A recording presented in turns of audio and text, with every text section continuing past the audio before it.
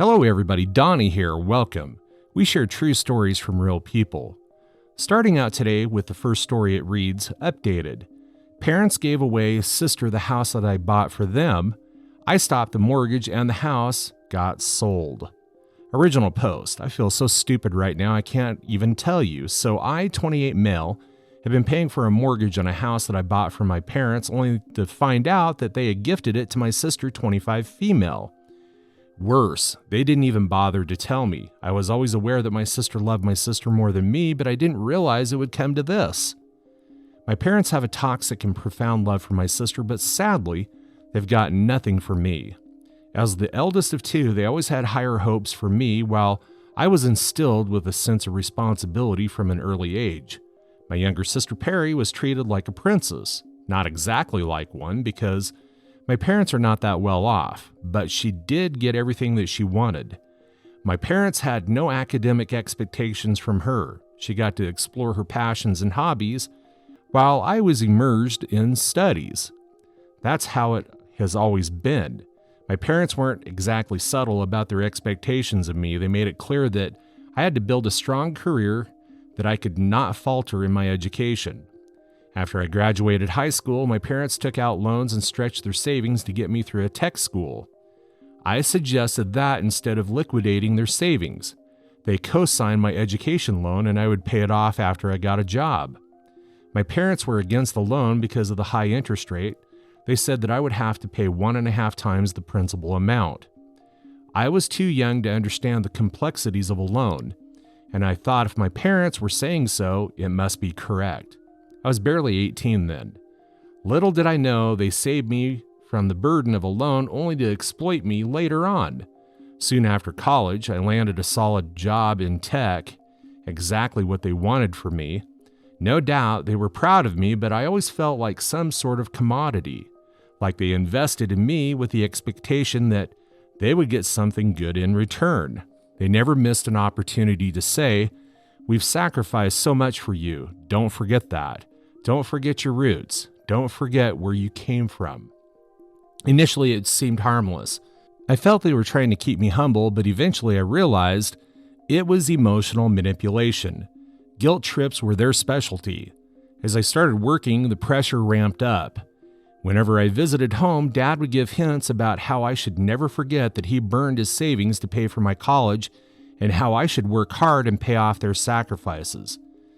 I know my parents needed a house. They had been saving up for many years, but they spent that money on my college. I remember I had just begun my career. I hadn't even completed a year at work. When I was visiting home for a vacation, while having dinner with them, my father looked at me dead in the eye and said, "We did our part by paying for your education. Now it's your turn. You should soon plan to buy us a house. We cannot live on rent forever, can we?" I had a sinking feeling in my stomach when he said it, that I knew that they were expecting me to buy them a house, but not so soon. I wasn't even a year into my career. I was still sharing an apartment with 2 other guys because I couldn't afford to have one by myself, and my parents demanded I buy them a house? Like, what the F? I protested. "Dad, I just started my job. I cannot afford to rent an apartment for myself. How do you expect such a huge financial commitment from me?" He said he didn't ask for it immediately, but was putting the words in my head so that I could plan and work hard towards it. Mom chimed in, her voice deceptively sweet. "We put you through college. Without us, you wouldn't be where you are now. Think of it as paying us back." I didn't have the heart to argue. They weren't wrong. I was where I was because of their sacrifices, but sometimes their preachings became too much to take and I wanted to scream. Who asked you to do it for me? But I didn't have the nerve to talk back to my parents. I maintained a fair distance from them and only responded to their calls when urgent. Visiting them was out of the question. After that dinner table conversation, I used my hectic work as an excuse to avoid them. However, the obligation of buying them a house lived permanently in my head. So after 5 years of saving and working hard, I caved. I bought them a house, a nice modest one in a quiet neighborhood. It wasn't extravagant, but it was comfortable. Everything seemed fine. I figured it was the least I could do for my parents after everything that they've done for me. I was making the mortgage payments for 3 years. I was even paying extra so I could foreclose on it sooner. I had other plans in life, right? I wanted to buy my own house, travel, start a family, etc. I couldn't have this loan going on forever. After buying this house, my parents' nagging stopped and they proudly showed it off to their friends and relatives, saying their investment paid off. I didn't mind it, but it did not close the gap between us. I continued to remain distant and didn't go home very often. 2 days ago, I decided to visit home after being swamped with work for months. I didn't tell my parents about this. I wanted to surprise them, but there was a surprise waiting for me instead. When I pulled into the driveway, I noticed Perry's car parked outside the house. I thought she was visiting. I felt good. It would be a family reunion. Perry got married and moved out when my parents were still living in the rented place. It had been years since I last seen her. The last time was at her wedding.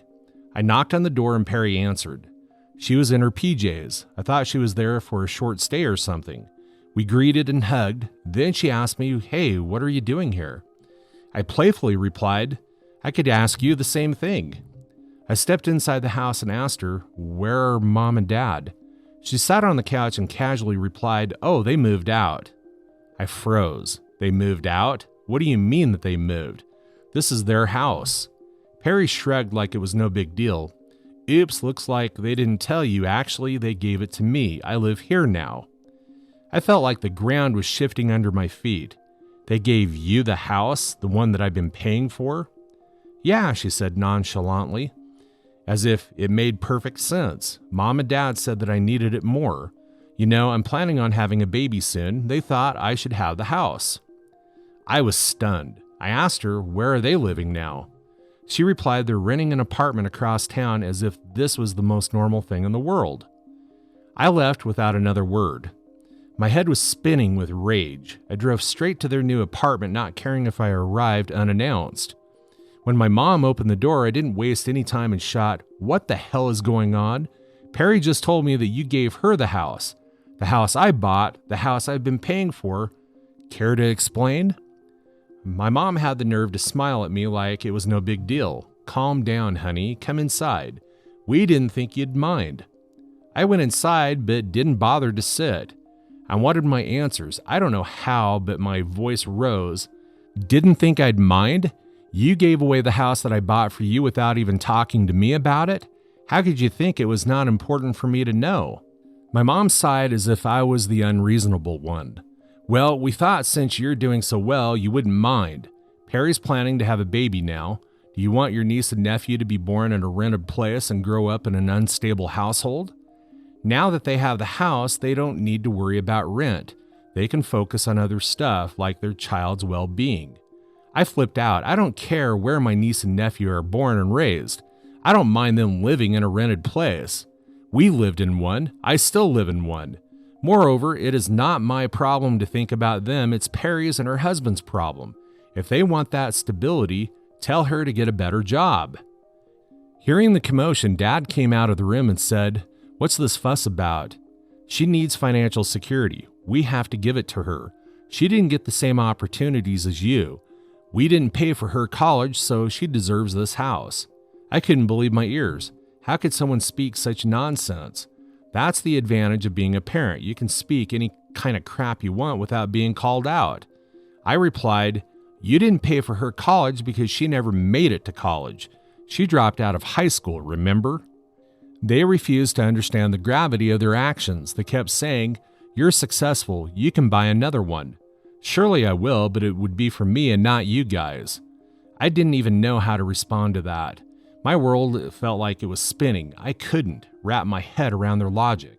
I just stormed out of their place. I checked into a hotel and have been lounging here ever since. I really don't know what to do. I certainly cannot continue to pay the mortgage after knowing the truth, but how I deal with the situation is the real challenge. I know my parents cannot afford to pay the mortgage, and there's no question my sister would be able to. This drama happened on Friday. Today is Sunday. I have my return flight on Tuesday. Earlier, I thought to book an immediate flight and go away, but when I calmed down, I realized I had a few other things to take care of here. I wanted to check how much of the loan amount is left because I've been paying extra, so I think I was ahead of schedule. Before my visit, I asked Dad about the pending mortgage amount. He said he needed to check with his loan manager. I texted him to take me to the bank tomorrow where I can get further details about the pending amount. Although I don't want to continue paying the mortgage, I still want to know the status of where it stands. This is what I would do. If the mortgage is not in your name, it sounds like it may be in your parents' name, I would just simply stop making the mortgage payments. You bought the house for your parents, not for your younger sister. If the mortgage happens to be in your name, I would sell the house. I would warn them and say, look, I bought the house for mom and dad, not for younger sister. So this is what I'm going to do. I'm going to sell the house. That's what I'd do. Simple as that. Good luck to you. Now for the updates. Update 1. There's more to it. I'm literally shaking as I write this post. We just came back from the bank and what I got to know shook me to the core. The extra amount I was paying for the mortgage never made it to the bank. My father paid only the mortgage money and used the extra money for their own expenses, for the rent of their apartment, precisely. Can you believe it? How awful is this? I was living so frugally all these years, living so beneath my means to have some extra bucks and pay off their mortgage sooner. When the manager showed me the monthly deposits, I told him it was a mistake because we were paying almost 1.5 times the mortgage amount. I even opened up my transaction history to show how much money I was sending to my father every month. Dad pitched in and said the manager's data is right. Whatever was the mortgage amount, we only paid that much. I thought Dad was not able to understand the complexities or was confused, but he held my arms and said the records are correct. Let's discuss this later. I felt another blow. I was getting dizzy, anticipating another betrayal. Mindlessly, I sat there for the rest of the meeting, where the manager gave us the details of a remaining mortgage and other options of merging the loans, etc. I remained quiet. As soon as the manager left us alone, my dad pulled me to the corner and asked, "Why are we talking about the extra money? Did you send it for the mortgage?" I snapped, "Hell yeah. What else? I send you extra money?" What he said next blew my mind. I thought you sent it for our expenses. I used it to pay our rent. I just stared at him and sat on the chair with my head buried in my hands. What do I do with my parents now? He sat beside me and asked me not to create a scene. It wasn't a big deal, he said. I flipped out at him. No big deal. You forcefully made me buy a house for you, and then you give it on charity to Perry without even informing me. On top of that, you use the extra money for the mortgage to pay for your rent. Wow. I tell you, my father is not a man who would stand and take this heat from his son, especially in a public place. He shot back at me. Don't you dare raise your voice at me. You didn't do me any favors by buying a house. I wiped out my savings to pay for your college. I don't need to tell you what I do with that house. You send the money and I pay the mortgage amount on time. What's the big deal if I use the extra money? It's been covering our rent here. It's not like we're asking for more. I was livid at his words. I said, the extra was to pay off the mortgage sooner, not to fund your new apartment. I stormed out of the bank. When I was walking down the lane, I could hear my father screaming my name, but I didn't look back. I kept walking to the subway station. My mom called me 4 or 5 times and also dropped a text asking me to come home so that we could sit and discuss the matter. I didn't respond. I don't want to discuss anything. I have made up my mind. I'm going to do what I think is right. Enough of their toxicity. Update 2. Update 2. Sorry about all the spelling and grammar in my last update. I was shaking with anger. I had to edit it later to make it readable. I didn't even answer some of the common questions I got in the comments. Let me take that first. People ask me if my parents are Asians. No, we're not Asian. Let me burst the myth. Asians are not the only community whose parents push their children to the extreme. Sorry, I don't want to reveal my ethnicity. Next, people asked, who was the borrower? Well, the loan was in my father's name. I haven't co-signed it because I wanted to buy a new car and maybe a house in a few years, and associating myself with this loan would have impacted my future ones. Now I feel proud of my decision and made my plan easier to execute. Coming to the update, the next day I returned and continued with my life as usual. The month passed by and I didn't send the mortgage amount to my father. As expected, he tried to contact me on the first of the month only to find out that he was blocked. Not only by him, but I blocked my mother, my sister, and her husband. I don't want any drama in my life. I made my decision. I stopped paying the mortgage. It wasn't going to be played like this anymore. If my parents wanted to give the house to Perry, fine. Let her deal with the payments. Let her be the one responsible for it. When my parents realized what I'd done, they lost their crap. I received some calls and voice messages from unknown numbers. Maybe they'd used their friends' numbers, I don't know. It was like, you can't just stop paying. We don't have the money to cover the mortgage. I laughed inside. Well, that's not my problem anymore. I blocked all those numbers as well. Well, that was not it. 3 days later, I found my dad at my door when I returned from work. He was fuming with anger, and he said, "You can't just walk away like this. You owe us. We put you through college. We made you who you are." I shot back, "I've already paid you back. Do you even realize how much I've spent on that mortgage? It's more than what you would have paid on my college tuition. I don't owe you anything." He called me ungrateful, but I cut him off in between and said, "No, you don't get to guilt trip me anymore. I've done enough. I'm not paying for the house, the rent, or anything else. You made your choice, now deal with it. You treated me like a commodity, like an investment to milk lifelong. I'm not a commodity." I stormed out of the hallway and drove off. I didn't enter my apartment because he would have followed me inside, and I wasn't ready to continue the drama further. When I came back at night, he was gone. Mom tried calling me several more times, leaving desperate voicemails. Even Perry left a long message about how she needed the house for her future family, and how was I being selfish for not helping out? Selfish? Me? The one who'd been paying for everything while she sat on her butt doing nothing? I didn't give in to any of their manipulations. I'm done with them. I have burned my hard-earned money to buy them a house, and this is what I get in return, name-calling. Update 3, the house was sold at auction, and Perry was forced to move out. As I said, Perry couldn't afford the mortgage, and my parents were already stretched thin for the rent of their apartment. They couldn't manage the mortgage, the apartment rent, and their household expenses when I stopped the payment. I knew that this would happen. It was just a matter of time. After almost a year, I got to know that the house was sold.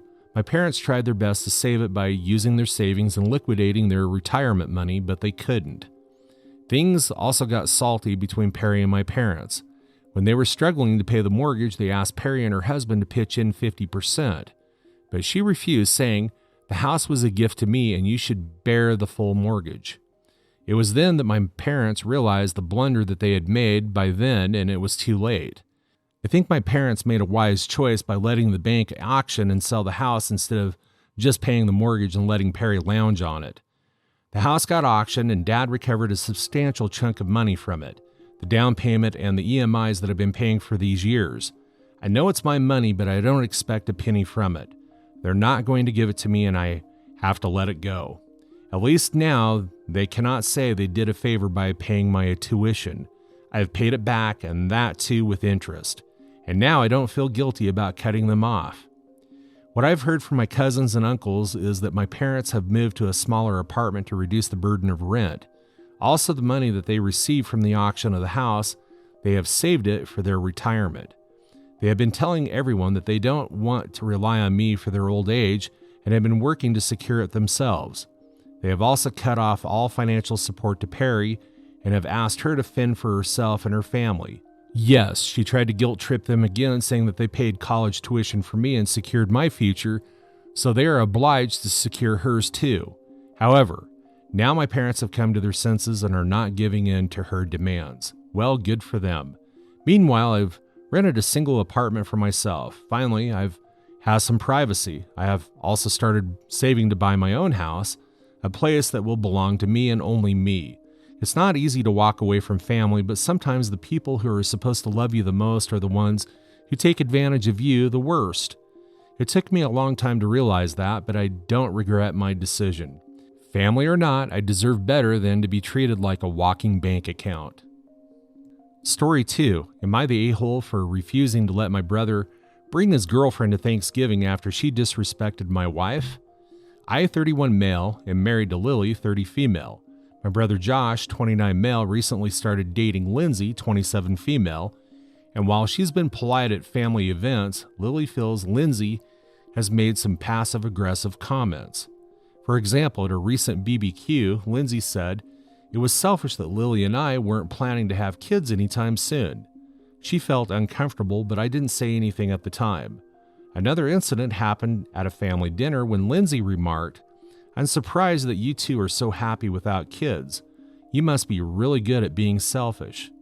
Lily was hurt by that comment, and it made her feel like Lindsay was judging our life choices. Most recently, at a birthday party, Lindsay made a comment about Lily's career, saying, "It's cute that you're working part-time with no kids while Josh and I are really focusing on our careers." Lily was annoyed but didn't say anything because she didn't want to start any kind of drama. Thanksgiving is at our house this year, and when Josh asked if he could bring Lindsay, I told him I'd prefer that she didn't come. I explained that some of her comments had made Lily feel disrespected, and I didn't want that to ruin the holiday. Josh got upset and said that I was being petty. He argued that I was overreacting and that Lindsay was just being honest. But I stood my ground, and now Josh says that he won't come if Lindsay isn't invited, and my parents are caught in the middle. My mom thinks that I'm being too harsh, but I feel like I'm just standing up for my wife. Am I the a-hole for refusing to let my brother bring his girlfriend to Thanksgiving? Now for some additional comments. This person says, "You're awesome for standing up for your wife. I read a lot of these sorts of stories, and the SO often stands off to the side, letting their spouse fend for themselves." He argued that I was overreacting and that Lindsay was just being honest. So your brother defended Lindsay rather than saying, she was badgering Lily with her opinion. I'll go talk to her. I'm sorry my girlfriend treated her that way. Now Josh says that he won't come if Lindsay isn't invited. That's his choice, but it's your home and you and Lily are entitled to not be subject to the harassment of someone with an agenda. She is your wife and you're standing up for her. Good for you. Hopefully your mom understands that eventually, not the a-hole. He didn't stand up for his wife at all. He just sat there silently while Lindsay abused her. How can you call him awesome instead of spineless?